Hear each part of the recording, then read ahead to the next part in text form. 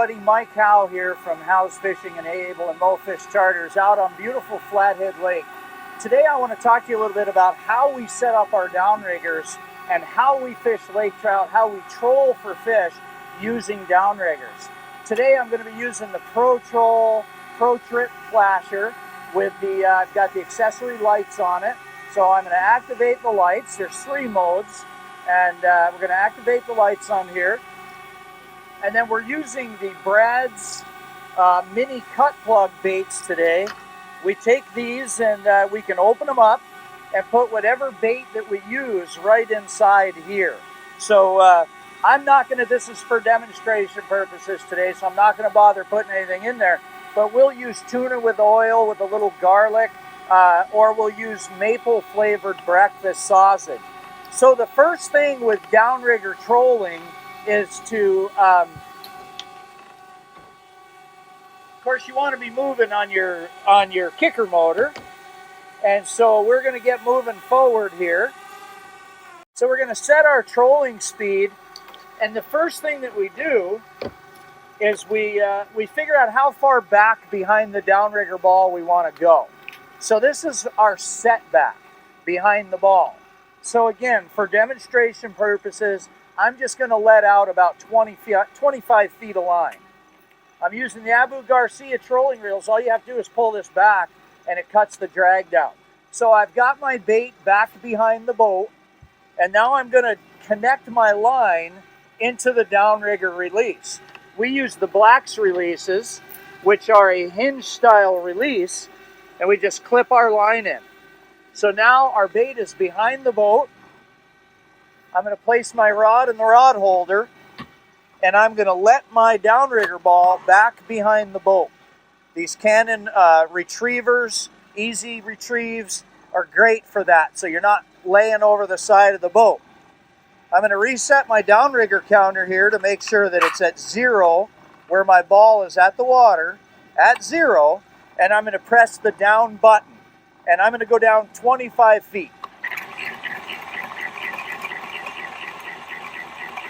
Stopping it at 25 feet, locking the reel in, setting my drag, and that's it. That's all there is to it.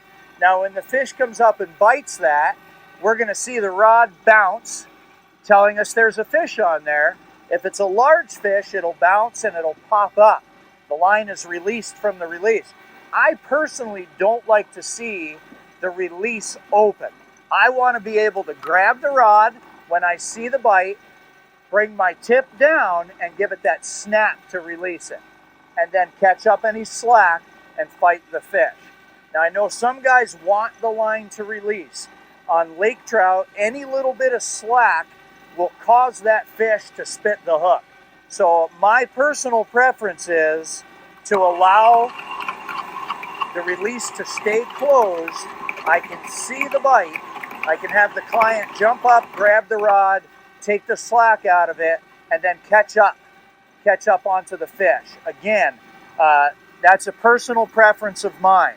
So if we have a false release, what have you, we're going to reset our line. Again, for demonstration, I'm going to reset my counter on my reel. I'm going to go back, whatever your setback is. I like to run a V back. I run my inside lines farther back and deeper down, and my outside lines shallower and closer to the boat. That way on any turn, I'm not crossing the lines. Again, personal preference. Some like to do a V up. I like to do V down. I'm going back 30 feet. Now on a conventional reel, what you would do is leave your brake open and turn your clicker on, so you don't have that overrun on your reel when you're lowering the downrigger ball. Bring the ball in with the Cannon Retro Ease. I'm going to put 6 or 7 loops in my line. I use braided line. You can do a half hitch, but whatever you're doing, with these hinge style releases, we just put about 5 or 6 loops in the line and then over the hinge. And it keeps the line in the hinge.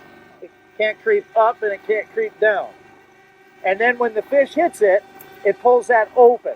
But again, that's not how I want it. I want it to stay closed, so I run it a little tighter. So again, line into the release, rod into the rod holder, and you can do it by hand.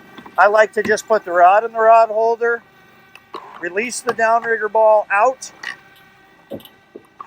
up and over the transom, check and make sure my downrigger line counter is zeroed, and down we go to whatever depth you want.